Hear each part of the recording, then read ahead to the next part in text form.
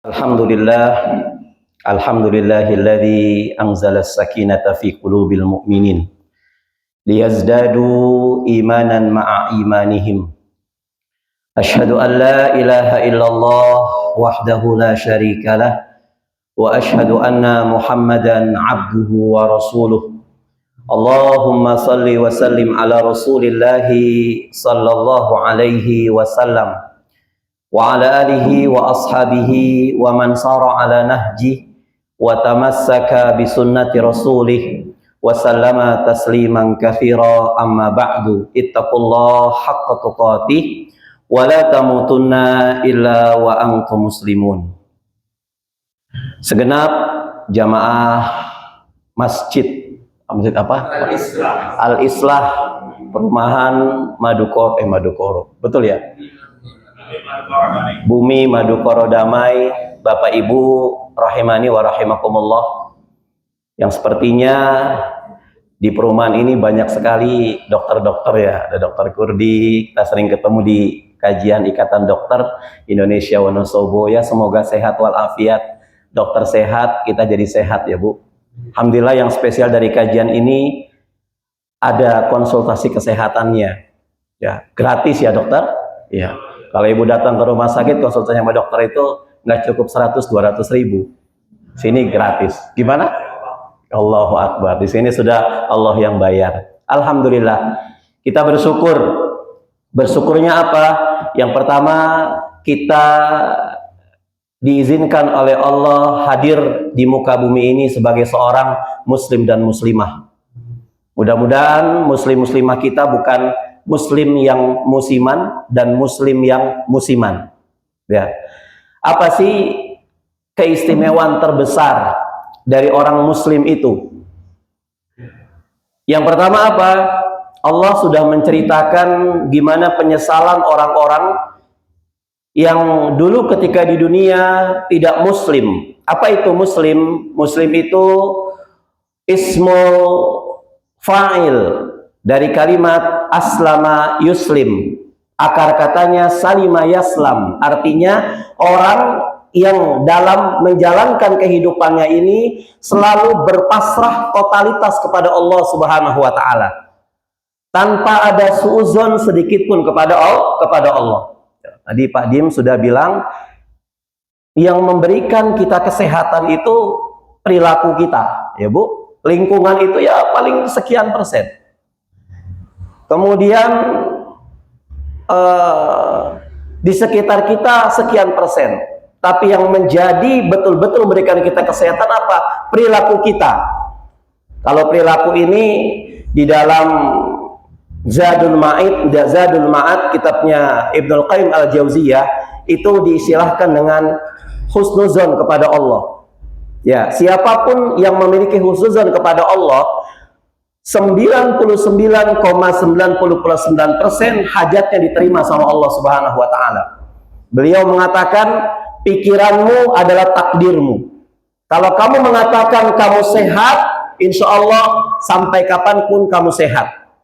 Kalau sekiranya kamu tahun ini bisa melaksanakan haji dan umroh sekeluarga, positif thinking kita dengan Allah, Allah akan berangkatkan. Perkara uang, perkara bekal di sana, itu sudah sandiwaranya Allah Subhanahu wa taala. Yang pertama apa? Ana inda dhanni abdi bi. Aku tuh tergantung prasangka hambaku saja kepadaku. Prasangka kepadaku. Di dalam bukunya Faudil Azim, seorang parenting muslim dari Sidoarjo Surabaya, beliau membuat satu formula. Kalau orang selalu positive thinking, maka dia akan melakukan positive action. Ketika dia sudah positive action, maka dia akan melakukan positive habit. Positive thinking, positive action, positive habit, maka ujung-ujungnya adalah positive result. Ya, saya melihat penjelasannya, maka awali dengan pikiran kita, pikiran yang baik. Umat Islam itu selalu berpikir baik, Bu. Kita bicara akidah, yang pertama babnya itu babul iman. Apa itu babul iman? Bab percaya sepenuhnya kepada Allah Subhanahu wa taala. Allah yang membuat kita sehat, dan Allah pun yang membuat kita sakit. Semuanya adalah ujian dari Allah Subhanahu wa Ta'ala. Kalau kita selama ini tahu bahwasannya sakit itu ujian dari Allah, maka mulai hari ini kita tanamkan dalam diri kita, sehat itu ujian. Kalau hari ini kita merasa kita sedang di atas, punya segala-galanya, itu bukan ujian, maka mulai ini kita katakan itu ujian dari Allah Subhanahu wa Ta'ala. Apa kata Allah? Wa nabluukum bisyarrin wa khairin. Kami akan uji kamu dengan apa? Keburukan-keburukan. Kemudian kamu akan uji kamu dengan kebaikan.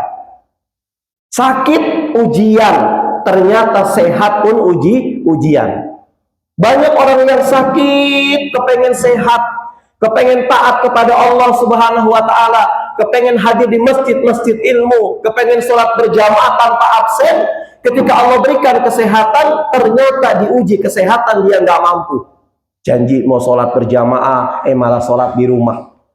Ya, janji mau hadir majlis taklim, malah malas lah, cukuplah di YouTube saja, cukuplah di live streaming saja. Apa perbedaannya? Jauh, Bapak Ibu.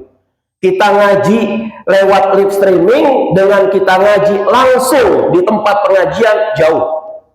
Ma ijtama'a qaumun fi baitin min buyutillah yatluna alaihim kitab wa yatadarasunahu fima bainahum. Kata Rasulullah SAW dalam hadis Bukhari Muslim dikatakan, tidak ada satu komunitas, tidak ada satu kelompok, tidak ada satu warga perumahan, kata Rasulullah, mereka duduk di rumahku. Ingat, di rumahku. Makanya saya kenang kalau pengajian itu di masjid, Bu. Ya, saya bakal seneng banget. Beda kalau saya pengajian di kafe, itu beda. Pasti ujung-ujungnya ngajinya kepengen cepet, setelah itu makan-makan, ya kan? Pengajian di restoran jarang saya bisa menghadiri. Kalau terus saya bisa menghadiri, paling saya bempernya mereka yang nggak hadir. Ya Allah, panitia kasihan ini. Ustadz, tolong Ustadz. Ya sudah, saya hadir. Saya lebih senang hadir di majlis-majlis ilmu, di masjid-masjid Allah. Kenapa? Nyambung. Allah akan berikan kita apa? Nazalat alaihimus sakinah. Allah berikan kita ketenangan jiwa, Bapak Ibu. Yang menjadikan kita tenang demi Allah bukan jabatan kita. Banyak orang yang punya jabatan, kedudukan tinggi, presiden, panglima, segala macam, hidupnya tidak setenang orang-orang yang biasa-biasa saja. Yang menjadikan hati ini tenang, nafsul mutmainnah. Dalam Quran, jiwa itu kan ada 3. Ada nafsul lawwamah, ada nafsul ammarah, kemudian ada nafsul mutmainnah. Nafsul ammarah itu apa? Jiwa yang selalu mendorong kita untuk berbuat kesalahan-kesalahan. Setiap manusia pasti ada. Karena dalam diri kita itu ada yang namanya fujur, ada yang namanya takwa. Setiap hari kita bangun tidur selalu diberkelahi antara fujur dan takwa. Fujur itu apa? Rambatan dari nafsu, nafsun ammarah yang sudah bergabung dengan takwa. Fa'alhamaha fujuraha wa taqwaha. Wahai manusia, ujian demi ujian akan datang kepada kalian. Jangankan kalian melakukan proyek besar, kamu bangun tidur saja mendengar azan di Masjid Al-Islah, itu fujur dengan takwa berantem tuh. Azan subuh berkumandang, Allahu Akbar, Allahu Akbar, bangun kita. Kata nafsu, nanti saja, baru azan, belum qomat, Pak. Ya, setelah qomat, setelah sudah qomat, nanti aja, paling baru pelurusan soft. Makanya saya setuju tuh kalau ada takmir masjid, qomat jangan pakai speaker luar, Pak, bikin orang malas ke masjid. Ya, qomat pakai speaker apa? Speaker dalam. Qomat itu buat orang-orang yang sudah hadir di masjid. Rasul di dalam kitab Nurul Yakin itu disadurkan dalam sanad yang sahih, kalau sedang memimpin sholat berjamaah, qomat itu dilantunkan pada saat jamaah sudah mulai rapi dia sholat. Rasul sudah mengatakan sholat muwaddi, jadikanlah sholat ini sebagai sholat yang terakhir bagi kalian. Sudah lengkap semua, sudah lurus semuanya, baru Rasul menyuruh Bilal aqim, qomat. Allahu Akbar, Allahu Akbar. Udah mau kayak perang, Bu. Sholat itu betul-betul kayak perang. Ya, Kita kenapa selalu kemenye? Karena kita terbumbui oleh bumbunya Indomie, jadi kemenye Pak Dokter ya. Lihat iklannya Indomie ya Bu, ya kan? Harusnya nyanyi dari Sabang sampai Merauke, berjajah pulau-pulau. Kita makan Indomie dari Sabang sampai Merauke. Jadi kemenye ya Bu. Nggak kuat kita. Qomat selesai semuanya, qomat baru Allahu Akbar tuh. Azan speaker luar. Ketika sudah azan, mereka langsung kan, waduh. Kalau toh belum ada jamaah, minimal kita sholat sunnah. Kalau toh sholat sunnah, misalkan ini asar, sholat sunnah tidak perlu ditekankan. Misalkan ya Pak, kita bisa memanfaatkan doa kepada Allah. Jangan pernah meremehkan doa kepada Allah antara azan dan iqamah. Ini jarang sekali dilakukan. Yang menjadi sunnah-sunnah Rasulullah SAW itu jarang sekali kita berdoa di antara azan dan iqamah. Ya, artinya apa? Azan dan iqamah itu jarang sekali orang munajat kepada Allah. Jadi lebih cepat nyambung Bapak Ibu. Setelah azan berkumandang, Allahumma rabba hadhihi da'wati tamah. Kenapa sih azan dan iqamah itu doanya dikabulkan sama Allah Subhanahu wa taala karena di dalamnya ada doa kita kepada Allah agar Allah memberikan kesejahteraan kepada Rasulullah SAW. Ya, apa enggak senang Allah Bu? Kekasih Allah didoakan keselamatannya, kekasih Allah didoakan kesejahteraannya. Setelah itu selesai doa azan, monggo kita mau sholat terserah. Sholat selesai kita doa sama Allah. Ya Allah, anak saya masih kecil-kecil ya Allah. Gaji saya yang sebulan 30 juta lah nggak cukup. Loh kenapa nggak cukup? Bisa saja Allah bikin kita sakit, ya. Bisa saja istri kita sakit. Jangan pernah kita terlalu banyak tawakal dengan gaji kita, Bu. Jangan terlalu banyak tawakal dengan kita punya aset, kita punya toko. Allah itu bisa membulak-balikan takdir kita semudah kita membulak-balikan tangan kita. Makanya butuh yang namanya kita aslam, berserah diri kepada Allah Subhanahu wa taala. Allah sudah memberikan kebenaran-kebenaran kepada kita. Ini sholat benar, ini enggak sholat salah. Dalam surat Al-Kahfi ayat 29 Allah berfirman, wa qulil haqqu mir rabbikum. Katakan hai Muhammad kepada umat, kepada manusia, kepada hamba-hambaku di seantero dunia ini. Aku sudah beberkan kebenaran-kebenaran, kata Allah Subhanahu wa taala. Ini Islam, ini non-Islam, ini halal, ini haram, ini subhat, ini haram, ini diperintahkan, ini dilarang. Setelah kebenaran Allah paparkan kepada kita, Allah memprediksi dan memastikan, faman syaa'a falyu'min wa man syaa'a falyakfur. Al-Kahfi itu. Ketika kebenaran sudah Allah tawarkan kepada kita, Allah serahkan pemilihannya kepada kita. Ya. Allah itu tidak otoriter. Kata Allah, ketika kebenaran sudah masuk di dalam akalmu dan otakmu, ada di antara mereka yang beriman kepada Allah. Beriman itu dasarnya adalah amanah, artinya membenarkan. Kebenaran itu datang dari Allah. Ya, secerdasnya cerdas manusia, dia gelar profesor doktor, tidak layak diberikan 100% mutlak kebenaran. Manusia hanya boleh diberikan di bawahnya Allah Subhanahu wa taala.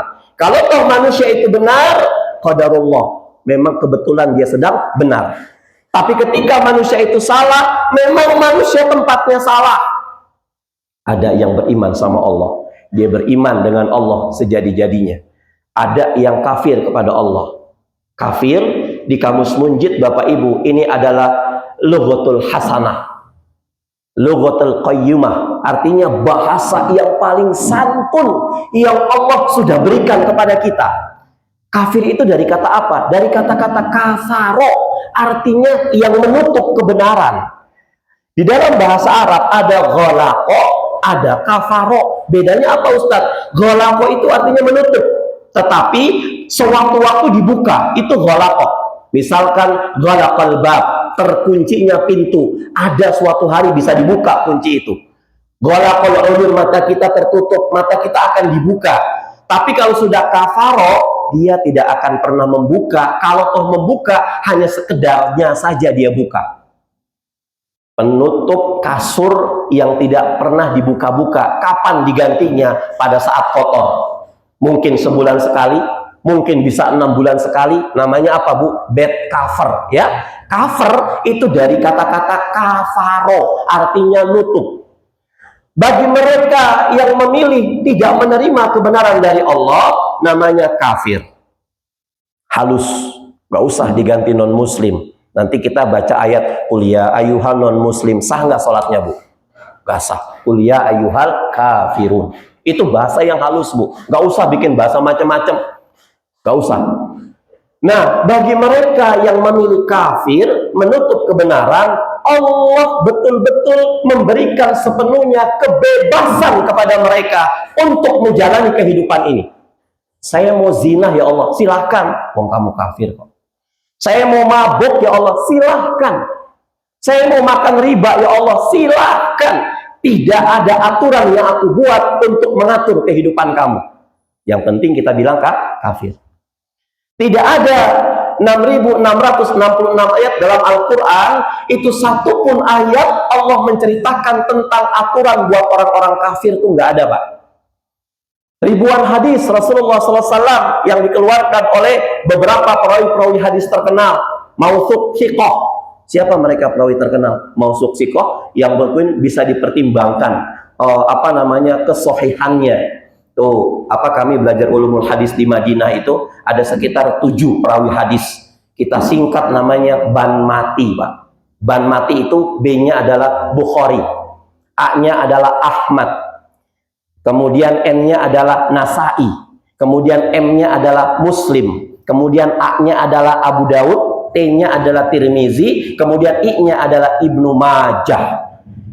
Di buku-buku, di rawi-rawi mereka, itu mereka membuat satu buku-buku kitab. Ada Sunan Bukhari, Sunan Ibnu Majah, hadis Sahih Bukhari, hadis Muslim, segala macam. Dan banyak terjemahannya. Di sini kita akan mengkuliti mana ini hadis yang dhaif, mana hadis yang sahih, mana hadis yang maudhu'.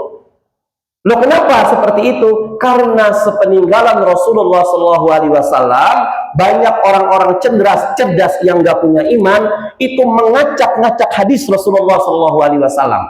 Dan hati-hati, ketika kita bicara hadis harus punya pondasi ilmu, bukan hanya sekedar baca di Google tanpa tahu takhrijul hadis seperti ini.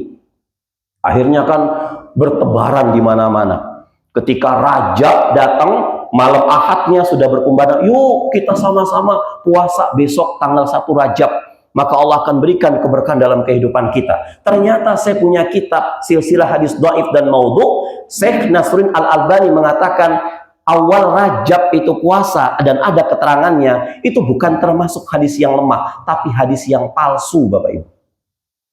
Hadis lemah kita laksanakan, monggo kita dapat pahala. Tapi hadis maudhu' kita laksanakan, bukan pahala, malah dosa, Bapak Ibu. Apa kata Rasulullah SAW? Man kadzdzaba alayya muta'ammidan falyatabawwa maq'adahu minan nar. Barang siapa yang berdusta atas namaku, padahal aku tidak pernah mengatakan itu, tapi dia mengatakan itu, maka aku akan seret dia atas izin Allah untuk memenuhi, untuk masuk ke dalam neraka jahanam. Maka semua itu perlu ilmu, Bapak Ibu. Ad-dinu huwa dalil dalam kaidah akidah. Agama itu bukan persoalan pendapat. Agama itu bukan persoalan opini yang berkembang, tapi agama itu adalah persoalan dalil. Anda seperti ini, mana dalilnya? Kata Kiai Anu, no, nggak usah nama Kiai. Kata Ustadz Muklis, jangan. Kata saya punya Habib, jangan. Tapi apa? Kata qala Allah, wa qala Rasul, wa qala sahabat. Ini orang yang berilmu. Agama itu ala burhan, kata Allah dalam surat Yusuf. Ya, agama itu di atas kondisi burhan. Apa itu burhan? Petunjuk dalil baik secara akli maupun secara nakli. Ya, ketika dalil akli tidak berbarengan dengan dalil nakli, maka otomatis akli yang harus dikalahkan dengan nakli. Karena akal kita itu terbatas. Sementara ilmu Allah tidak pernah terbatas. Saya balik lagi ke Al-Kahfi 29 ya. Nanti mudah-mudahan waktu kita cukup, kita akan masuk ke muqaddimah apa temanya. Seandainya tahun 2026 ini adalah tahun yang terakhir saya ketemu dengan istri saya ketemu dengan suami saya ketemu dengan anak-anak saya. Seandainya Ramadan ini adalah Ramadan saya yang terakhir, itu muhasabah kita. Apa yang harus saya lakukan? Karena kematian nggak pernah datangnya permisi, Bapak Ibu, ya kan? Kita di sini yang hadir di sini sudah divonis mati sama Allah Subhanahu wa taala. Kullu man 'alaiha fan wa yabqa wajhu rabbika dzul jalali wal ikram. Kullu man 'alaiha fan, setiap manusia, setiap yang bernyawa, setiap yang ada di muka bumi ini Allah sudah vonis binasa. Kullu syai'in halik, kata Allah, hancur. Cuman Allah Subhanahu wa taala yang hayyu, dia hidup. Huwal muhyi, Allah yang menghidupkan. Huwal mumit, dan Allah yang mematikan. Kullu nafsin dha'iqatul maut, setiap yang bernyawa pasti akan dha'iqah, merasakan proses kematian itu. Kita tidak tahu ya kapan kita mati, tapi kematian tahu kapan saya mati. Saya tidak tahu di mana saya mati, tapi kematian tahu di mana saya mati. Saya tidak tahu saya matinya kenapa, tapi kematian tidak. Tapi kematian tahu penyebab matinya saya apa. Ya, rumusnya orang beriman itu tidak takut mati, Bu. Orang mukminah itu tidak cari mati, tapi orang mukmin dan mukminah itu ketika diperdengarkan masalah kematian, dia mempersiapkan diri agar kematiannya husnul khatimah. Ya Allah, saya tuh bakal mati, saya harus hati-hati melakukan tindakan. Ya Allah, saya bakal mati, saya ada akhirat, bla bla segala macam. Untuk apa? Ngerem. Biar kita nggak semena-mena sama orang, biar kita yang nggak terlalu wah di antara mereka kita sombong, nggak usah. Salah satu ibadur rahman, hamba-hamba Allah yang maha rahman, itu salah satunya apa? Alladzina yamshuna 'alal ardi hauna. Ketika jalan di muka bumi ini hauna. Apa itu hauna? Dia tidak menyombongkan diri, dia tidak meremehkan seseorang. Dan alam telah mengajarkan kita, Bapak Ibu. Saya sering bicara dengan jamaah. Alam mengajarkan kita. Kalau nggak percaya, yuk sama-sama kita pagi-pagi kita ke Sikunir. Nanjak, Bu, jalan Sikunir. Kita mau menuju tanjakan. Maka alam memerintahkan kepada kita, kalau kamu sedang nanjak, maka jalan kamu harus membungkuk. Ya, coba jalannya tegak, terpelanting kita, membungkuk jalannya. Lo kenapa sih? Ini sedang menuju ke atas. Ya, ini semata-mata Allah yang membuat kita jadi atas. Ketika kamu turun dari Sikunir, ya jangan membungkuk. Artinya apa? Jangan pernah pesimis dalam hidup ini. Yang penting husnuzan. Ketika jalannya menurun, maka kamu harus tegak. La tayasu mir rauhillah. Innahu la yasu mir rauhillah qaumil zalimin. Jangan pernah kamu berputus dari rahmat Allah. Rahmat Allah diberikan kepada kita. Jangankan orang yang sholat, orang yang tidak sholat aja diberikan rahmat Allah, Bu. Orang yang dagang nggak sholat diberikan laris sama Allah. Kita dagang betul-betul, kita rapiin sholat kita, masa Allah nggak berjibaku memenangkan kita? Ya, saya lanjutkan lagi. Nafsul ammaroh. Apa itu nafsul ammaroh? Nafsu yang mendorong kita untuk melakukan keburukan-keburukan. Allahu Akbar, Allahu Akbar. Aduh, sudah waktunya sholat nih. Bismillah. Ketika azan berkumandang, sekarang waktu zuhur ini jam 11.43 menit. Ya, mudah-mudahan kita jam 11 selesai, kita tanya jawab. Jadi setengah jam sebelum zuhur kita sudah siap-siap. Jangan kalah kita mau menghadap bupati, siapnya itu 2 bulan sebelumnya kita siapan, ya kan? Jangankan Pak Prabowo lah, kita mau menghadap bupati saja, kita sudah beli batik di Ambarukmo, ya Bu, 1 setel sekeluarga, sebulan sebelumnya. Ini kita mau bertemu Allah nanti nih jam 11.43. Terus apa yang kita inginkan? Khusyuk sebelum sholat. Apa sih khusyuk sebelum sholat itu? Kalau kamu kepengen khusyuk di dalam sholat, maka kamu harus khusyuk sebelum sholat. Apa? Persiapkan pakaian yang terbaik, sarung yang terbaik. Masa menghadap Allah pakai kaos partai? Ya, masa menghadap Allah pakai kaos bola? Malu sama Allah. Sah tidak Ustadz? Sah. Cuman etika kamu kemana? Datang kepada Allah. 15 menit sebelum waktu zuhur, kita sudah baca Quran. Kita sudah zikirnya, Bu. Kita sudah munajat kepada Allah Subhanahu wa taala.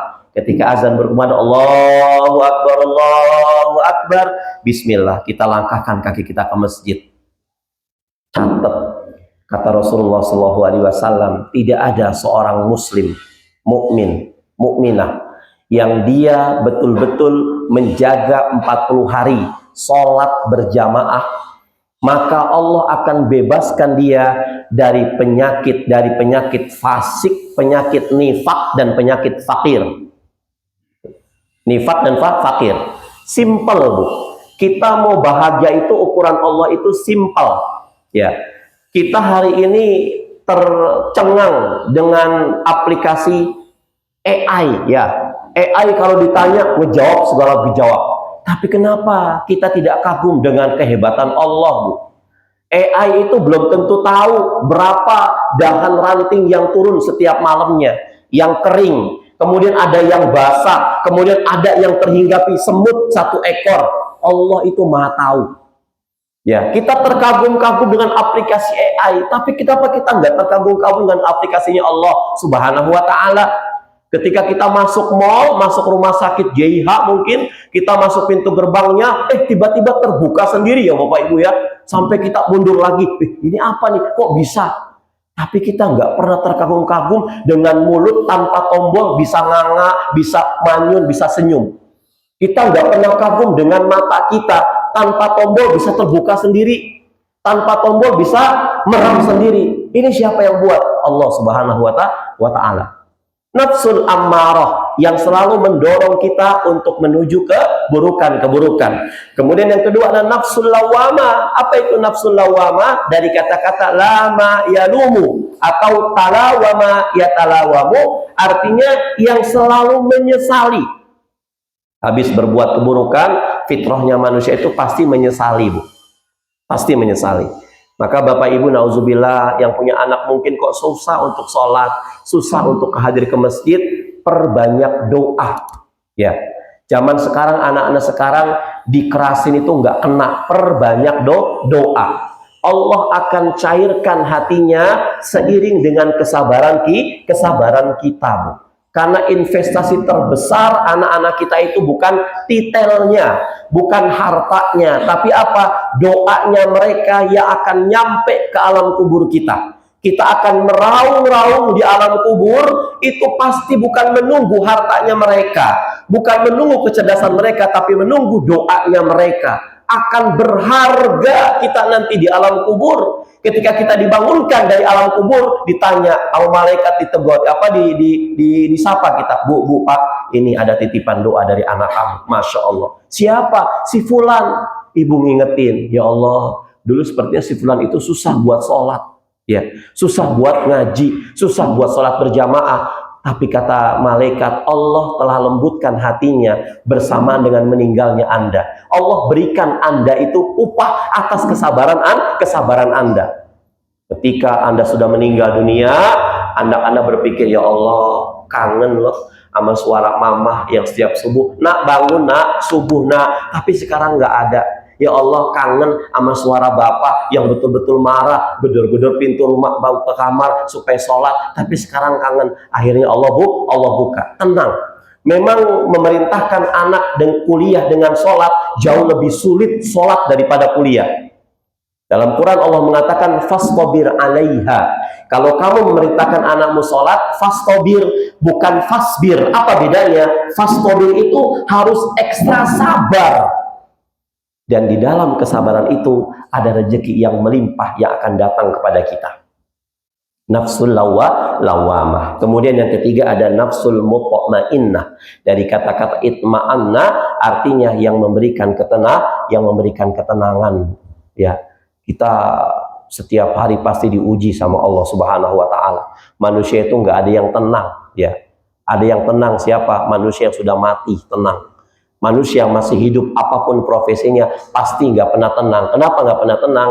Al-Baqarah 155 itu memberikan satu pencerahan, satu peringatan, satu pelajaran buat kita. وَلَنَبْلُوَنَّكُمْ بِشَيْءٍ مِنَ الْخَوْفِ وَالْجُوعِ وَنَقْصٍ مِنَ الْأَمْوَالِ وَالْأَنْفُسِ وَالثَّمَرَاتِ وَبَشِّرِ الصَّابِرِينَ. وَلَنَبْلُوَنَّكُمْ, sungguh kata Allah, Allah memberikan dua tekanan yang artinya betul-betul nih. Yang pertama lamut tauqid, yang kedua nunut tauqid. Asalnya nablu, Allah tambahkan la dengan gunna, walanabluwannakum, pasti kami akan uji kalian. Dengan apa ya Allah? Minal khauf, dengan ketakutan. Yang pegawai takut dipecat, yang pegawai takut cepat-cepat resign, nanti anak saya makan apa, ya. Yang pedagang takut nggak laku dagangannya, yang ustadz takut nggak diundang pengajian. Ujian itu datang kepada kita.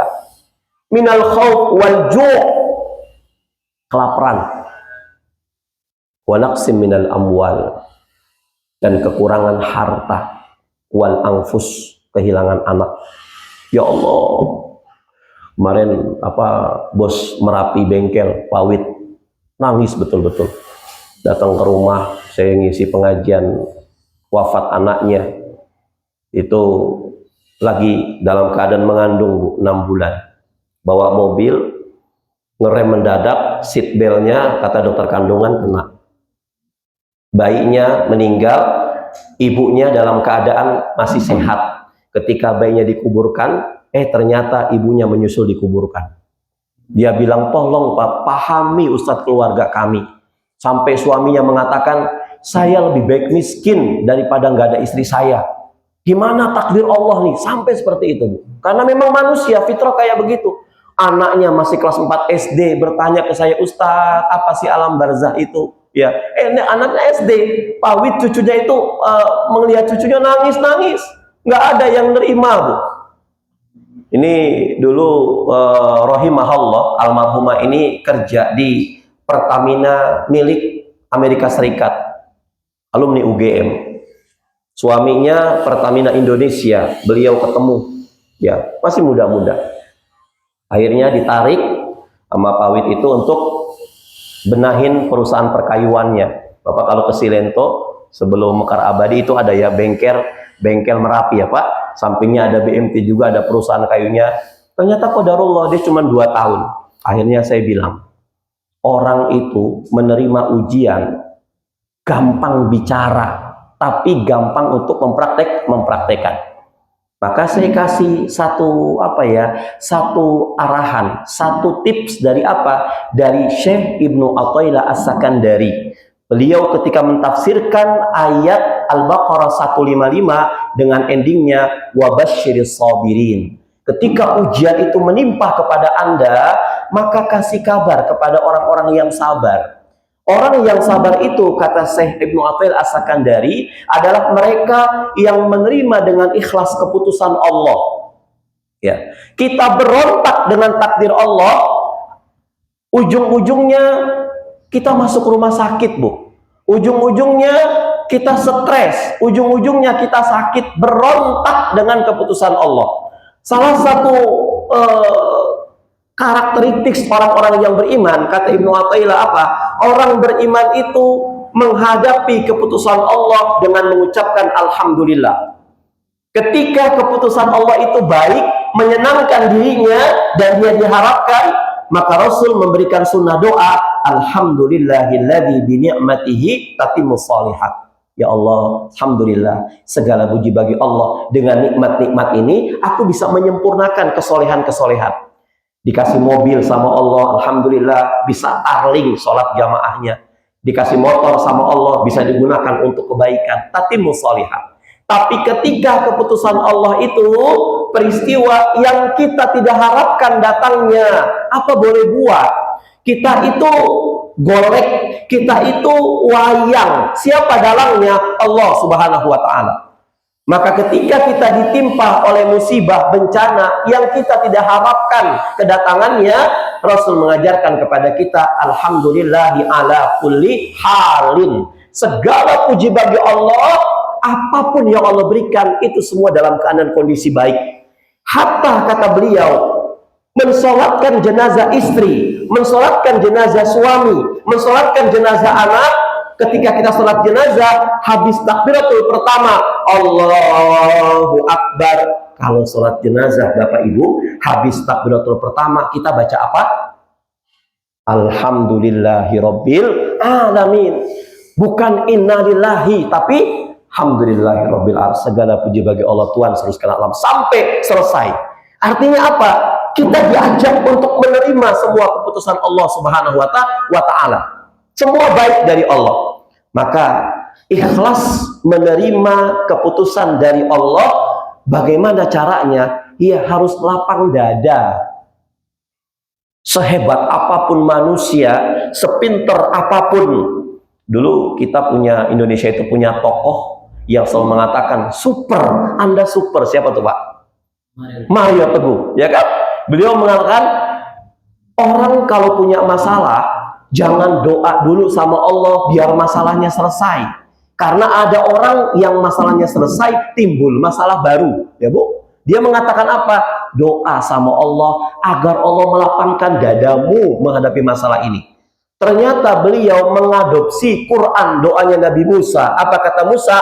Rabbisrahli sadri wa yassirli amri. Masya Allah. Rabbisrahli sadri, ya Allah, aku punya masalah berat ini ya Allah. Berat-berat segala macam. Tapi aku punya Allah yang maha besar. Masalahku jadi kecil. Tolong ya Allah, lapangkan dadaku ketika aku menghadapi masalah ini. Baru yang kedua, wa yassirli amri, mudahkan urusanku. Ada orang, misalkan anaknya sakit, gak punya uang, harus berobat sekian puluh juta, doa sama Allah, tapi nggak doa lapang dada. Allah selesaikan doanya, tapi uangnya minjem ngutang. Kan masalah baru Bu, ya kan? Tapi ada orang yang sakit, dia baik ke rumah sakit tanpa biayanya. Apa? Allah lapangkan dadanya. Tuh doanya. Gimana supaya kita lapang dada? Kata Syekh Ibnu Athillah mengatakan, yang pertama, kamu sadari, kamu yakini betul-betul semua kejadian ini atas izin Allah.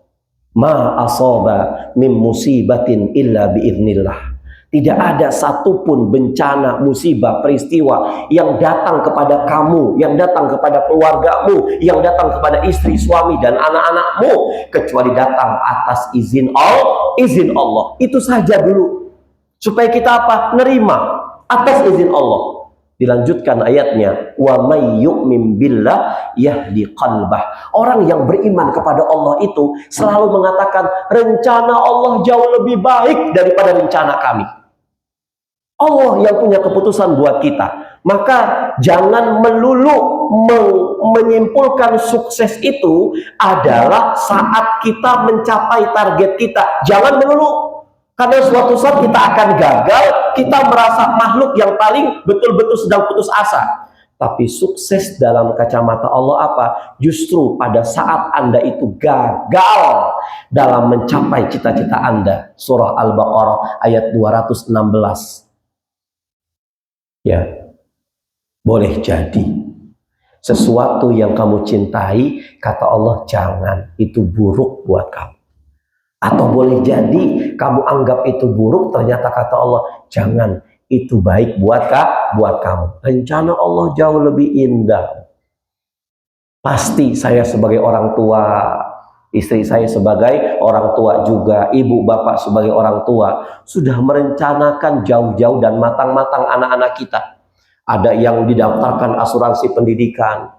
Anak pertama jadi dokter, ya Bu. Anak kedua jadi polisi. Anak ketiga tentara. Anak keempat pengusaha kaya. Anak kelima mungkin pegawai negeri. Tapi rencana kita digagalkan sama Allah Subhanahu wa Ta'ala. Kalau kita nggak meyakini semua atas dasar izin Allah, kita akan sutris, Bapak Ibu. Tahu sutris? Nenek moyangnya stres. Ya, ternyata anak kita satu pun gak ada yang jadi dokter, satu pun gak ada yang jadi pegawai, tapi apa? Mungkin dagang atau apa segala macam. Kita mengatakan, wa may yu'min billahi yahdi qalbah. Rencana Allah jauh lebih baik daripada rencana kita. Maka Ibnu Athaillah mengatakan, kalau hari ini kamu tidak menjalankan rencana kamu yang sudah kau pikirkan matang-matang, bahwa yakinlah kamu saat ini sedang menjalankan rencana Allah. Itu yang pertama, Bu. Ya. Kemudian yang kedua apa?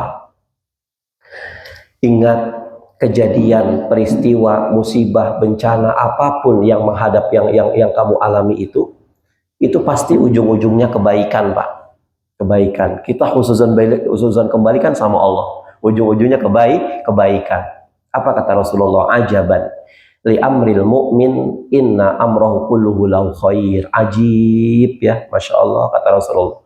Betul-betul exciting. Betul-betul keajaiban luar biasa. Ada apa ya Rasulullah? Semua peristiwa, urusan orang-orang beriman itu pasti ujung-ujungnya kebaikan. Orang beriman kalau dikasih nikmat, dia bersyukur sama Allah, pahala kebaikan. Orang beriman ketika disungkurkan sama Allah, dia diuji sama Allah dengan yang gak enak-enak, dia sabar, ujung-ujungnya adalah kebaikan. Semua kebaikan. Maka khususan bila kepengen kita kebaikan semuanya. Kita bangun tidur, ya ternyata kok badan saya pegel-pegel ya. Jangan langsung suzon sama Allah. Ya Allah, kok pegel banget ini. Nantilah saya ke rumah sakit. Ya sudah ke rumah sakit, Bu. Tapi kalau kita berpikir, ya Allah pegel. Enggak, saya sehat, Bu kita. Ya kan? Takdirmu adalah apa, pikiranmu adalah takdirmu. Setelah itu keputus Allah Subhanahu wa taala. Tawakal sama Allah itu di dalam kitab Al-Aqidah Al-Wasatiyah, Ibnu Taimiyah itu bilang ada 4 tingkatan tawakal sama Allah. Ya, tawakal yang paling rendah itu namanya tawakal. Namanya tawakal. Ini kita sampai jam berapa ya? Jam 11 ya. Apa tawakal itu? Tawakal itu seseorang yang sudah ikhtiar, yang sudah berdoa, kemudian dia serahkan hasilnya kepada Allah Subhanahu wa taala. Ini namanya tawakal. Nggak usah ngoyo, ya Allah saya harus bla bla, enggak, tapi apa? Minta yang terbaik ya Allah. Saya sudah dagang, sudah buka toko dari pagi sampai nanti jam 5 ya Allah. Saya nanti mau maghriban, doa sama Allah. Sepenuhnya Engkau yang menentukan ya Allah. Ini tawakal. Ya, bahasa sehari-hari kita, ada orang bule yang punya anak masih kecil, bayi, ya bisa untuk berenang, dikit-dikit diajarkan berenang, dicemplungkan ke kolam renang kedalaman 5 meter ya Bu ya, 5 meter. 5 kilometer gimana kalau renang, Pak? Bapaknya nyemplungkan, kirim ke tengah-tengah. Ayo nak, mari nak. Si bayi itu sudah ikhtiar, dia langsung gerak-gerak dan sudah doa, apa teriak-teriak. Dan dia tawakal. Saya nggak nyampe ke pangkuan ayah atau ibu saya yakin diselamatkan oleh mereka. Saya tenggelam diselamatkan oleh mereka. Saya nggak nyampe diselamatkan oleh mereka. Ini namanya tawakal. Tawakal kelas bawah, punya ikhtiar, punya doa. Yang kedua, ada yang namanya taslim. Apa itu taslim? Dia sudah nggak punya ikhtiar, Bapak Ibu. Sudah nggak bisa kerja lagi. Tapi dia punya doa. Ada nggak orang kayak begini? Banyak. Makanya kalau orang lagi mudanya, Masya Allah, sudah berinvestasi penuh dengan sholat jamaahnya, kadang hadir ke majlis taklim, kadang baca Quran, itu abodemen buat kita di waktu tua, Bu. Pada saat kita sudah tua, itu nggak mampu kan, sholat berjamaah sempurna tuh nggak mampu, ngaji sudah nggak mampu, baca Quran paling seperti nggak sampai juz-juzan. Saat itu kita akan mendapatkan abodemen pahala estafet dari mudanya kita, Bu. Ya, Rasul itu pernah mengatakan, Anda sholat berjamaah rutin. Ya, suatu hari Anda sedang safar nih, mobil yang ada tumpangi itu macet, sudah waktunya zuhur, Anda sudah merah lah, ya Allah, ini gimana? Orang yang sudah mendapatkan kenikmatan sholat berjamaah, dia nggak sholat berjamaah sekali waktu saja, serasa nyesel. Tuh, kelezatan iman, Bu. Maka kalau hari ini kita sudah diberikan oleh Allah, ya Allah, ini sudah waktu duha, tapi kan saya belum melaksanakan duha, itu kelezatan iman dari Allah Subhanahu wa taala. Apa kata Rasulullah? Anda sedang macet, qadarullah terjadi kayak begitu, akhirnya sampai masjid, sampai rumah, Anda nggak kebagian sholat berjamaah, maka sholatnya Anda di rumah nggak kebagian di masjid, dinilai berjamaah sama Allah Subhanahu wa taala. Buat siapa? Buat yang rutin berjamaah. Rukhsah dari Allah buat orang-orang berjamaah. Ada lagi orang ahli berjamaah, zuhur dia masuk masjid kita Al-Islah. Masjid Al-Islah, zuhur. Allahu Akbar, zuhur. Kita sholat zuhur yang ketiga rakaat. Hujan besar. Pur, ya Bu. Hujan besar, sampai salam hujan besar. Apa kata Rasulullah SAW? Sunnah yang saat sekarang sudah mulai ditinggalkan apa? Menjamak sholat zuhur dengan sholat asar di satu waktu diturun hujan. Ini sunnah yang mulai ditinggalkan oleh orang zaman sekarang. Kenapa? Karena disusupi oleh iblis, disusupi oleh setan. Lah jangan, mendingan kamu nunggu asar. Ternyata asar dia nggak dapat. Loh kenapa? Terjadi sesuatu yang mengakibatkan nggak sholat asar. Ya, kita sholat qashar di perjalanan, jamaah qashar segala macam, itu rukhsah dari Allah Bapak Ibu. Jangan kita nggak melaksanakannya. Kenapa? Nggak mantep Ustaz, nggak mantep. Itulah merupakan datangnya dari setan. Karena kaidah usul fiqh mengatakan al-yaqinu la yuzalu bisyak. Keyakinan itu jangan sekali-kali engkau bumbui dengan keraguan-keraguan. Yang membuat ragu-ragu itu mungkin setan. Dan setan itu ada karena kita tidak ada pondasi ilmu. Buat orang yang ahli jamaah. Zuhur, Assalamualaikum, langsung qomat. Allahu Akbar, kita sholat asar 4 rakaat. Ini sunnah. Tetapi di waktu Jumat, sholat Jumat hujan disambung asar, ini ikhtilaf para ulama. Ya, kalau yang ikhtilaf janganlah kita kerjakan daripada kita bingung. Yang pasti saja. Rasul menjamak sholat pada saat turun hujan. Buat siapa? Buat orang yang ahli berjamaah. Ya, taslim yang kedua taslim. Apa itu taslim? Taslim itu orang yang nggak punya ikhtiar, orang yang nggak bisa kerja lagi, tetapi dia punya doa. Ini namanya taslim. Contoh siapa? Anak bayi, dia bisanya cuma nangis, pempesnya penuh basah, cuma bisa doa nangis. Dia taslim. Mamahnya ngelihat mau ngeganti, monggo, nggak ngeganti nggak apa-apa, nggak bisa apa-apa. Dia mau ngantuk, nangis, ucek-ucek mata. Dia lapar, nangis, sakit perut, nangis. Ini namanya taslim, bayi ya Bu. Oh, udah nggak bisa lagi ya Allah, saya udah nggak bisa usaha, saya punya doa. Semua serahkan ke Allah Subhanahu Wa Taala. Yang ketiga, itu namanya tafwid, pakai dot, tafwid. Artinya apa tafwid? Dia ikhtiar nggak punya, doa nggak punya. Siapa? Janin di dalam rahim seorang ibu. Ya kan belum keluar. Janin itu nggak pernah milih-milih. Ya Allah, jangan sampai saya diletakkan ke rahim emak-emak yang pesek, nanti saya pesek. Nggak pernah. Jangan sampai saya di rahim ini, ya Allah, nanti saya miskin 7 turunan. Enggak. Tafwid itu emaknya mau senam zumba diajak, saya ikut. Ya, emaknya mau ngaji, saya ikut. Habis ngaji, mbaknya mau joget-joget, saya ikut. Namanya tafwid. Semenuhnya diserahkan kepada orang tuanya. Gak punya doa, gak punya ikhtiar. Yang terakhir namanya fiqh, pakai fa, fiqh. Apa itu fiqh?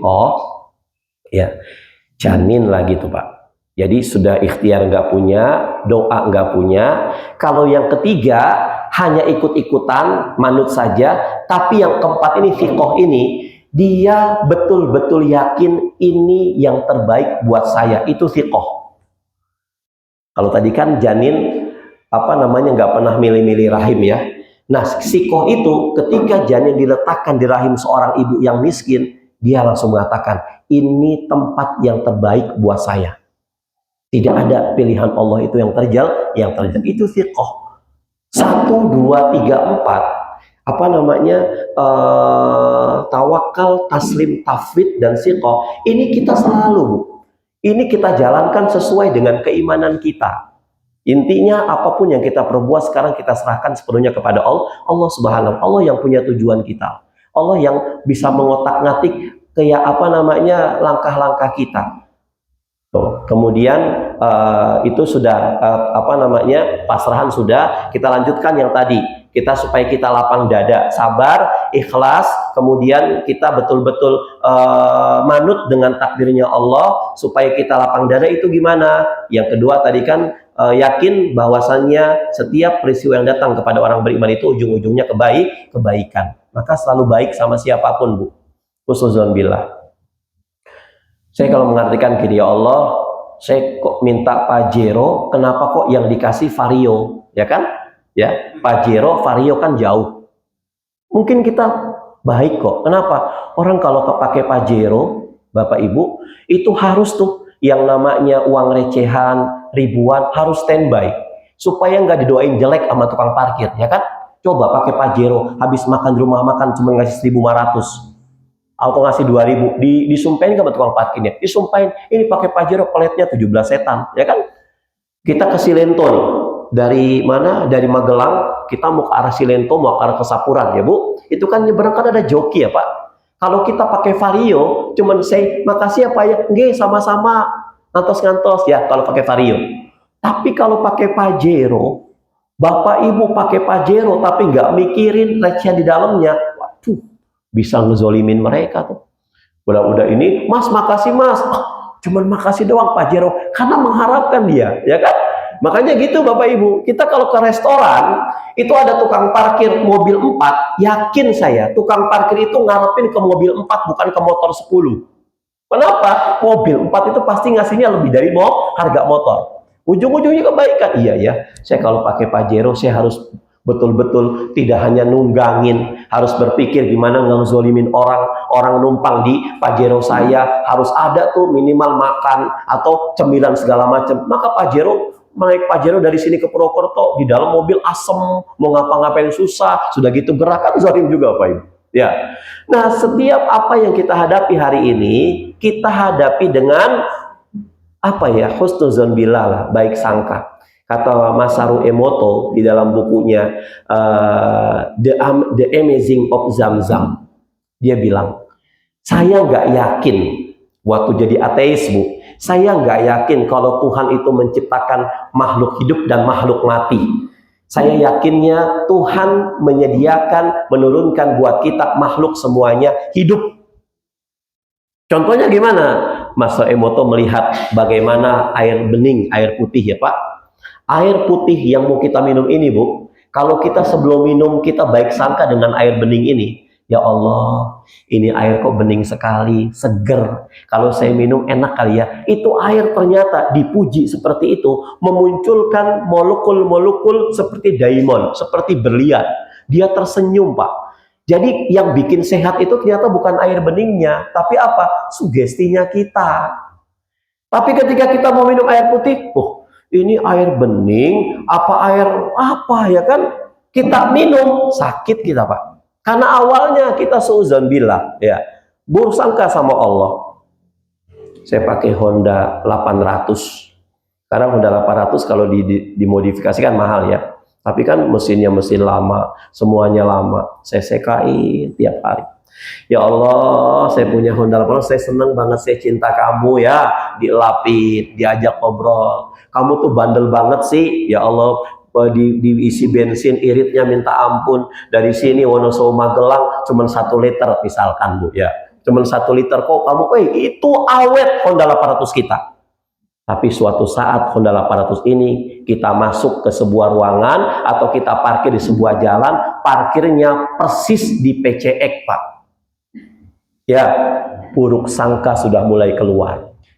Ya Allah, udah berapa tahun saya nungguin kamu ya Honda 800. Ya Allah, coba saya dapat punya PCX ya. Pak ya,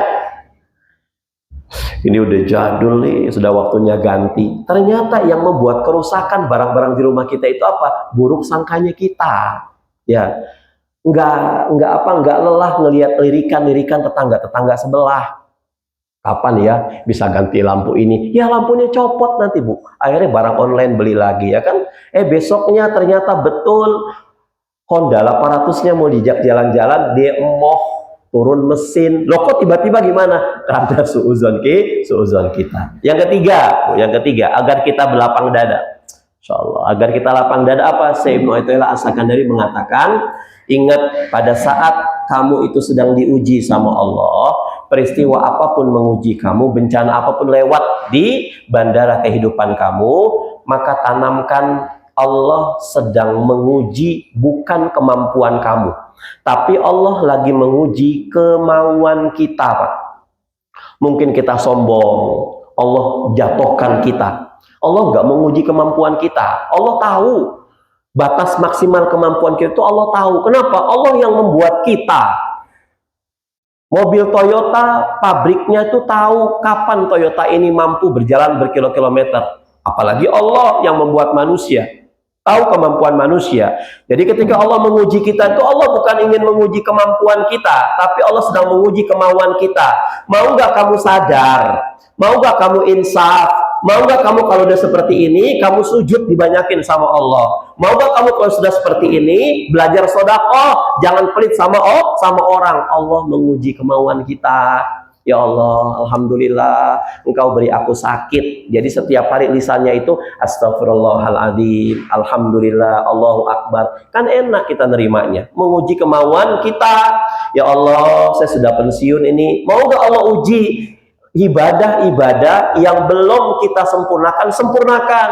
Kapan lagi loh waktu kita? Ada orang-orang sebelum pensiun mati dia. Ada orang-orang belum waktunya resign, dia sudah dimatikan sama Allah. Kita diberikan usia bertambah sama Allah sampai kita pensiun husnul khotimah. Yuk berikan yang terbaik sama Allah sisa usia kita.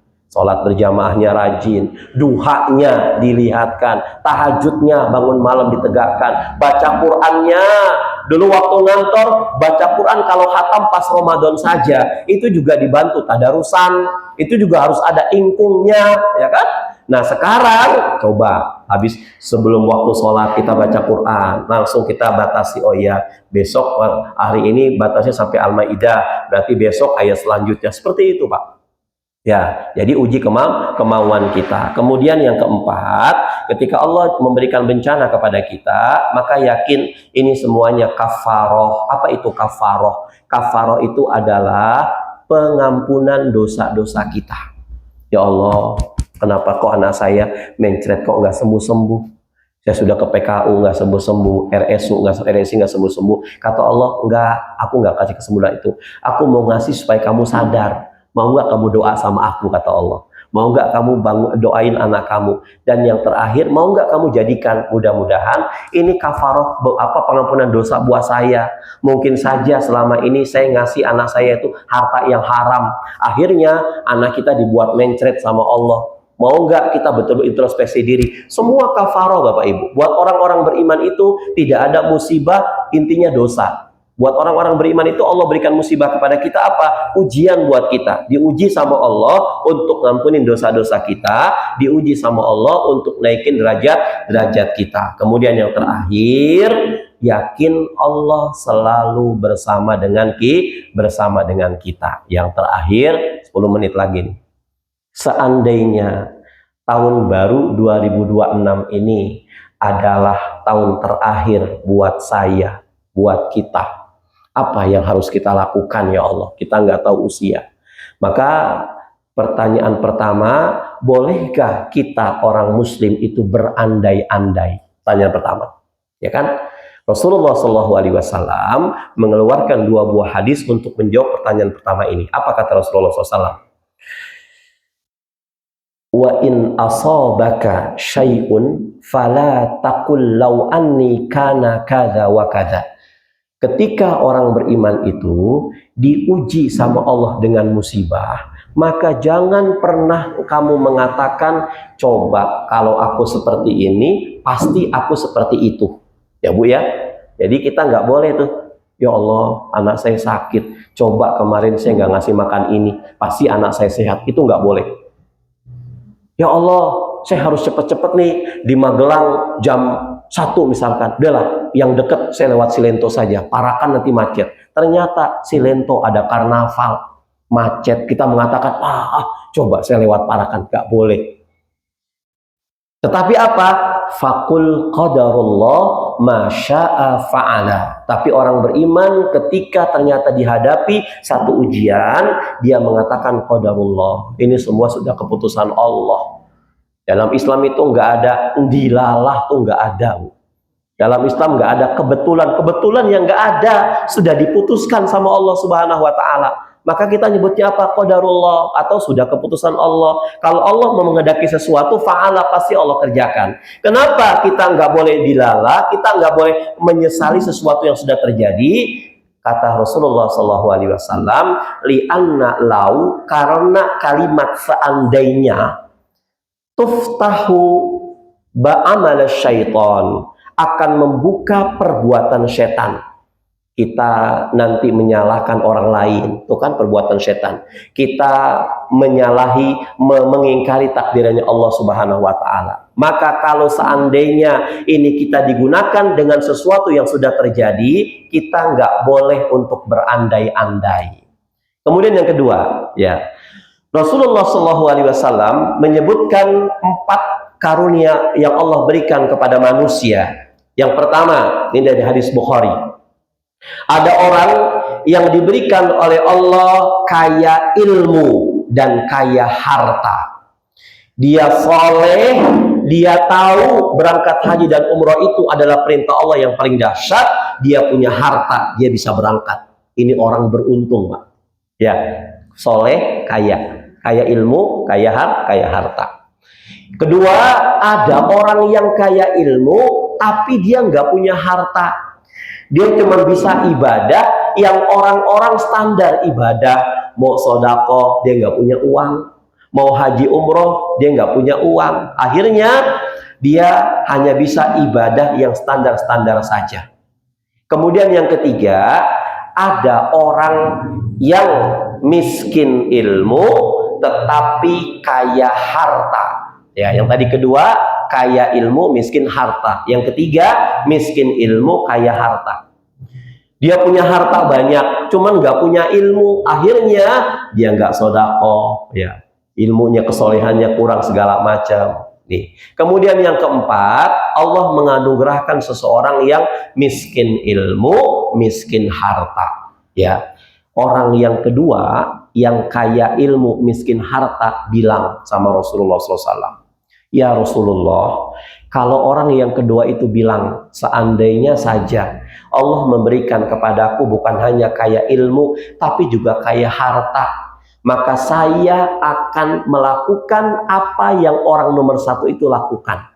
Dia bisa sodako, nyantunin anak yatim, baik sama orang membutuhkan saya tolong. Maka seandainya, kata Rasulullah, ketika orang itu, orang nomor 1 mengerjakan amal kebaikan, maka orang yang nomor 2 itu baru seandainya sudah dibalas pahala sama Allah Subhanahu Wa Taala. Artinya apa? Seandainya itu diperbolehkan kalau apa? Tujuannya baik. Ya. Yang kedua, belum terjadi. Ya Allah, kalau seandainya saya ini punya harta banyak, saya kepengen mengumrohkan keluarga saya semuanya, kan itu baik ya Bu ya. Tuh, seperti itu. Ini seandainya. Ada seandainya nggak boleh, ada seandainya yang boleh. Nah, Rasulullah SAW suatu hari Jibril bilang, ini kaitannya dengan Ramadan. Wahai Rasul, Allah memerintahkan kepadaku agar Ramadan tahun ini kamu itu baca Qur'annya tajadud denganku. Jadi sunnahnya Pak, Rasul itu khatam Qur'an setiap tahun itu 1 kali. Kapan? Setiap Ramadan. Khatam Quran Rasul itu gimana? Beliau baca Quran, di depannya malaikat Jibril. Kalau yang salah dibetulkan oleh malaikat Jibril. Ramadan itu 1 kali. Ya. Nah, ketika Jibril bilang kayak begitu, tahun ini kamu harus khatam sama saya 2 kali.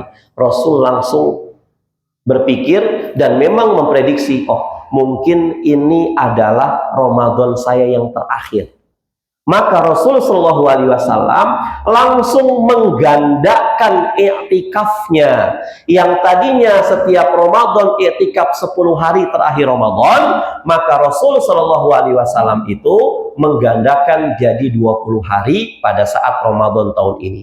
Ini dalil kalau seandainya ini tahun 2026 tahun terakhir bagi saya, apa kata Rasulullah? Lipat gandakan semua amal kebaikan kamu. Apa yang harus kita dapatkan yang pertama kali? Ambil amalan wajibnya. Kalau hari ini kita sudah sholat wajib di rumah, yuk kita tingkatkan, kita sholat awal waktu. Kalau sudah awal waktu, yuk kita tingkatkan berjamaah. Kalau sudah berjamaah, yuk kita tingkatkan awal waktu berjamaah di masjid. Kalau ini awal, kalau ini merupakan akhir, 2026 adalah hari terakhir buat saya, tahun terakhir buat saya, yuk kita lakukan amalan wajib, apalagi Ramadannya kita tingkatkan. Wajib kita tekankan dulu. Setelah itu baru amalan sunnah, amalan sunnah, amalan sunnah. Kita doa sama Allah, semoga Allah wafatkan kita dalam keadaan sehat, Bapak Ibu. Orang kalau seandainya sakit, dia nggak bisa, dia akan mati husnul khotimah dalam keadaan sholat. Maka para sahabat itu dalam kitab Lataiful Ma'arif, dia doa kepada Allah, ya Allah, tolong wafatkan kami dalam keadaan sehat. Makanya para sahabat banyak yang meninggal dalam keadaan sholat sempurna, dalam keadaan haji umroh sempurna, dalam keadaan baca, dalam keadaan jihad. Mudah-mudahan 2026 nanti adalah tahun terbaik buat kita, tahun amal soleh buat kita, dan kita berharap kepada Allah mudah-mudahan di tahun 2025 yang kemarin semua amal soleh kita diterima sama Allah Subhanahu wa Ta'ala. Dan kalau kita ada kehilafan, kesalahan, Allah Maha Pengampun, Allah Maha Ghafur. Aku qouli hadza, mungkin ini yang bisa kami sampaikan. Saya langsung kembalikan ke Pak An. Silakan Pak An. Mungkin ada mau nanya.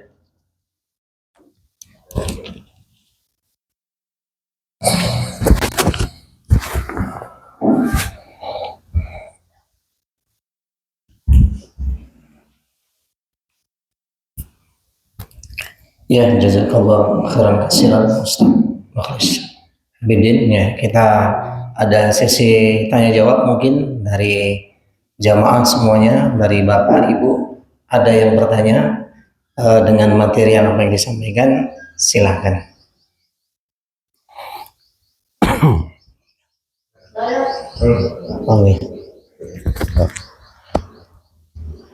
Alhamdulillah ya Allah.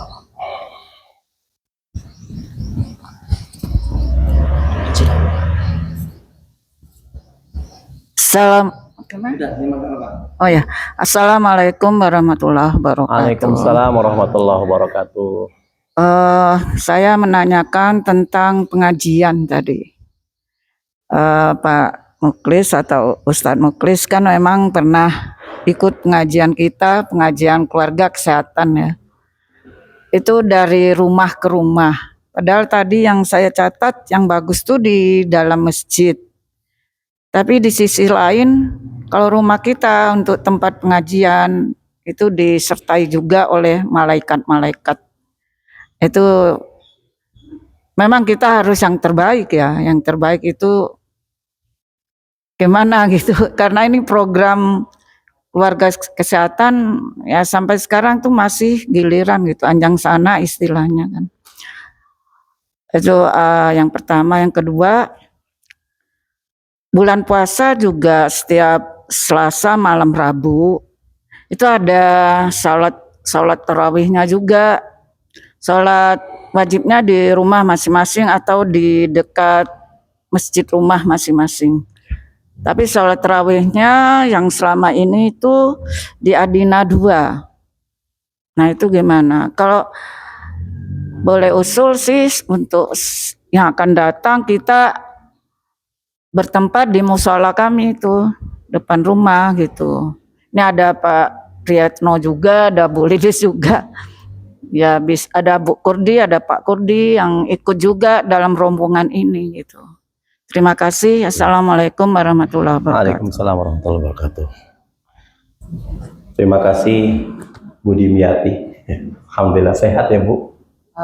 Yang pertama, Allah berfirman, ittaqullah mastata'tum. Bertakwalah kepada Allah semampu kamu.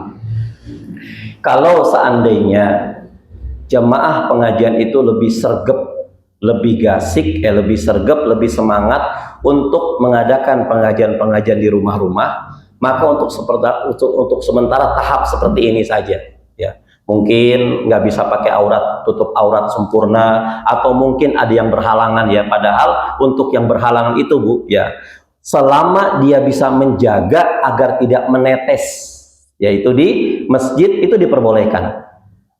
Illa abiri sabilin, ayatnya itu. Ketika kamu dalam keadaan junub, ya, janabat, tapi ada sesuatu yang penting di masjid itu, pengajian kan penting, bukan ngobrol-ngobrol. Kalau kamu ngobrol-ngobrol, kamu hanya boleh untuk melintasi masjid saja, nggak boleh menetap. Tapi kalau kamu ngaji dan ini terpenting untuk menyempurnakan agama kamu, maka boleh kamu hadir di masjid walaupun kamu dalam keadaan janabah. Yang penting betul-betul ekstra ketat agar tidak menetes najisnya itu di dalam masjid. Tapi kalau yang ini nggak bisa kita kerjakan, monggo di rumah-rumah nggak apa-apa. Yang penting mereka greget mau ngaji, itu baik buat kita. Yang pertama. Kemudian yang kedua, saya sudah mengatakan, Bu, makanya kalau pas Ramadan itu saya yang diundang, saya mengajak para dokter, Bu dokter, sholat isya berjamaah dengan saya. Karena apa? Yang betul itu isanya berjamaah, bukan tarawehnya yang berjamaah. Ya kan? Hati-hati talbis. Apa itu talbis? Bisikan iblis. Ini Ibnu Qayyim mengatakan ada 6 talbis yang dikerjakan oleh orang-orang beriman yang nggak berilmu. Punten. Mereka giat sholat malamnya, subuhnya kebablasan. Ya kan? Mereka Ramadannya mereka lakukan, tapi mereka nggak sholat, nggak zakatnya mereka keluarkan, tapi mereka nggak sholat. Akhirnya saya bilang, biasanya gimana? Pak dokter, biasanya Ustadz kita sholat isya di rumah masing-masing, tarawihnya di sana. Wah, ini nggak bisa kayak gitu. Yang wajib kok malah di rumah, yang sunnah kok malah jamaah. Nggak, saya akan datang, kita sholat isya berjamaah di sana. Itu jauh lebih baik daripada kita itu berjamaah di masjid, kan waktunya, Bu, ya, nggak nyangkut. Maka saya, alhamdulillah, ibu nanya ke saya, maka saya usulkan, ya, kalau bisa pertemuan nanti Ramadan yang biasa di rumah di rumah Dokter Agung itu, di rumah beliau itu isanya berjamaah. Kita kan nggak tahu apakah Pak Dokter, apakah jamaah kita yang di rumah sakit itu mereka isanya itu jangan-jangan belum, ya kan, hanya memenuhi undangan saja. Sekarang kan orang ngaji itu yang satu biasanya punten ngajinya itu bukan karena Allah, tapi apa? Nggak enak saya sama Pak Dokter Dimyati, gitu ya, Bu, ya. Nggak enak saya kayak begitu.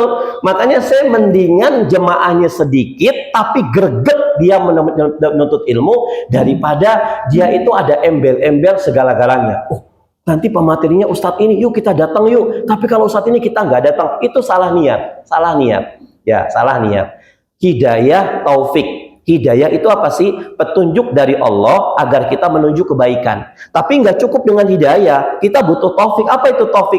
Kemudahan dari Allah untuk menjalankan hidayah ini. Ya, ibu datang ke sini, bapak datang ke sini, ini hidayah Allah. Kita sudah dapat ilmu, hidayah Allah. Sekarang kita tinggal minta sama Allah, taufiknya Allah apa? Memudahkan. Kemudahan yang Allah berikan agar kita bisa menjalankan tadi pengajian tadi. Makanya dalam sambutan yang benar itu apa? Wabillahi hidayah wa taufiq, bukan wabillahi taufik wal hidayah. Maka yang paling bagus itu apa, dokter? Walaupun kita nggak bisa berjamaah di masjid, minimal kita punya komunitas, itu kita adakan berjamaah di pengajian tempat rumah-rumah nggak kenapa-napa. Itu, Bu, wallahu a'lam bishawab. Astagfirullah.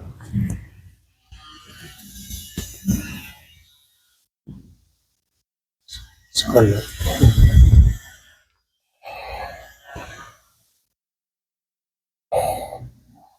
Alasannya istiqamah. Saudara? Nah, 5 menit. Ini mana caranya? Ya, tes satu dulu. Assalamualaikum Ustadz. Warahmatullahi wabarakatuh, Pak Dokter. Tadi di materi disebutkan masalah puasa Rajab. Apakah ini ada apa termasuk itilaf apa memang bid'ah? Cuma singkat tanya. Makasih. Bapak Ibu rahimani wa rahimakumullah, saya pertama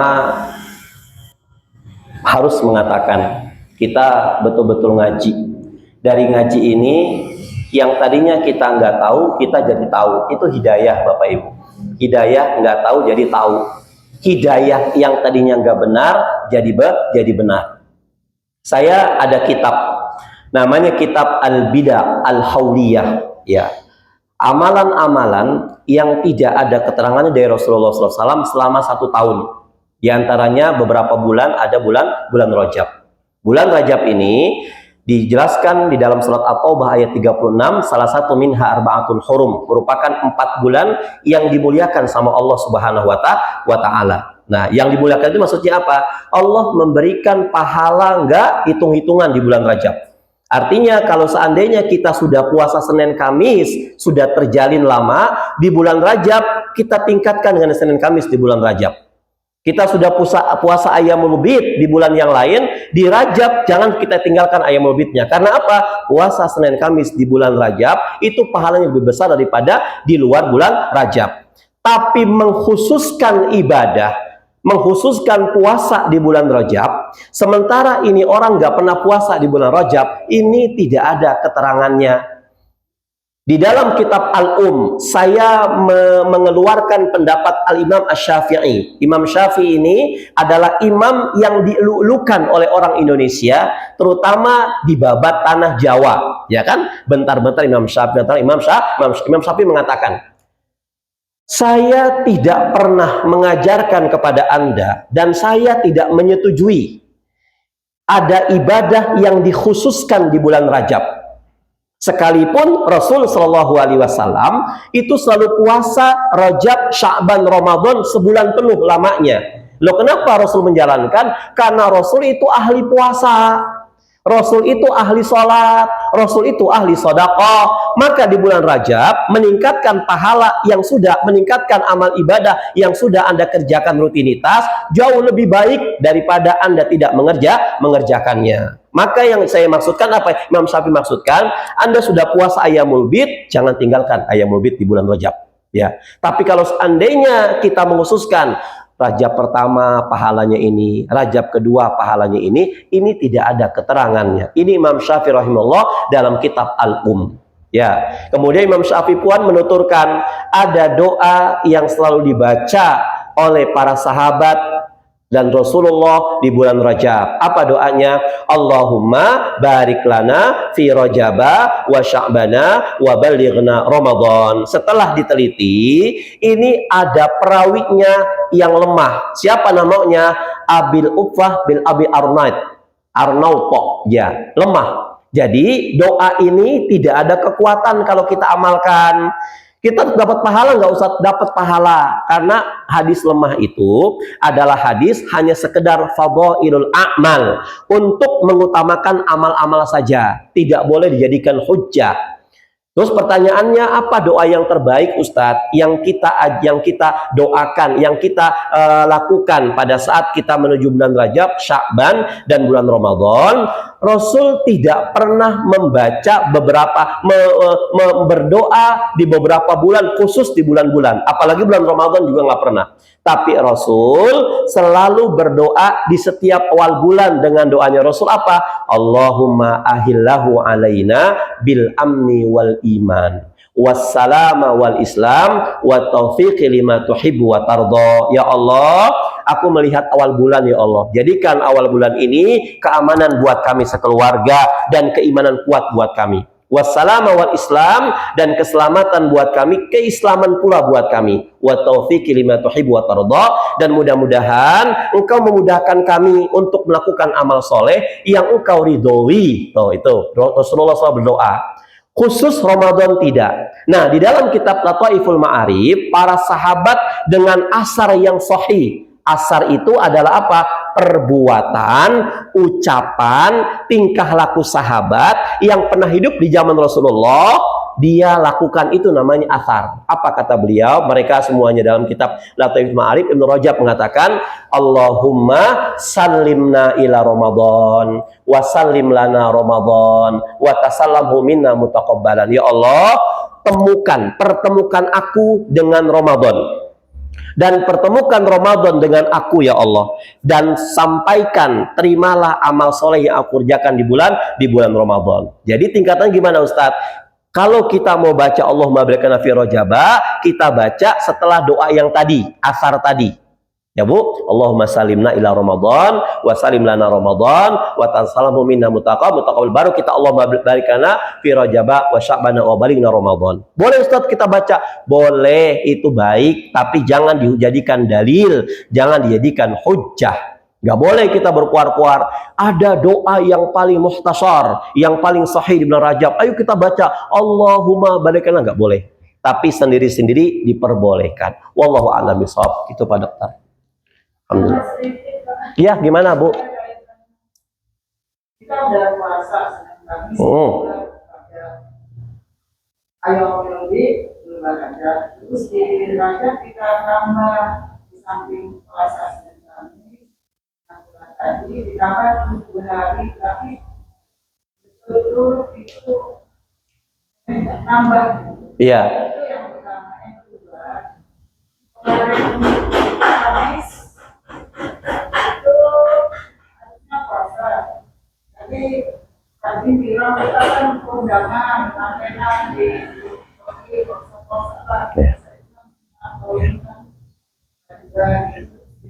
ya, alhamdulillah. Bagus nih yang kedua. Yang pertama kurang bagus. Yang kedua bagus tanyaannya.